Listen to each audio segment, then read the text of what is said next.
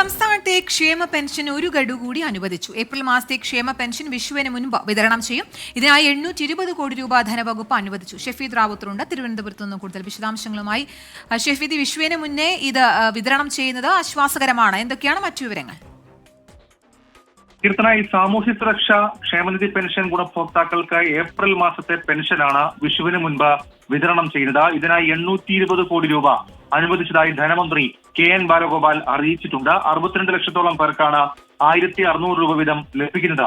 അടുത്തയാഴ്ച ഗുണഭോക്താക്കൾക്ക് പെൻഷൻ ലഭിച്ചു തുടങ്ങും. വിഷുവിന് മുൻപ് മുഴുവൻ പേർക്കും പെൻഷൻ ലഭിക്കുന്നുവെന്ന് ഉറപ്പാക്കാൻ ധനവകുപ്പ് നിർദ്ദേശിച്ചിട്ടുണ്ട്. 26 ലക്ഷത്തിലേറെ പേർക്ക് ബാങ്ക് അക്കൗണ്ടിൽ തുകയെത്തും. മറ്റുള്ളവർക്ക് സഹകരണ ബാങ്കുകൾ വഴി വീട്ടിലെത്തി പെൻഷൻ കൈമാറുകയും ചെയ്യും. ഏതായാലും ഈ വിഷയത്തിൽ വിഷുവിന് മുൻപ് മുഴുവൻ തുകയും അല്ലെങ്കിൽ ഇപ്പോൾ അനുവദിച്ചിരിക്കുന്ന മുഴുവൻ തുകയും കൊടുത്തു തീർക്കണമെന്ന നിർദ്ദേശം അത് ധനവകുപ്പിന്റെ ഭാഗത്തു നിന്നുണ്ടായിട്ടുണ്ട്.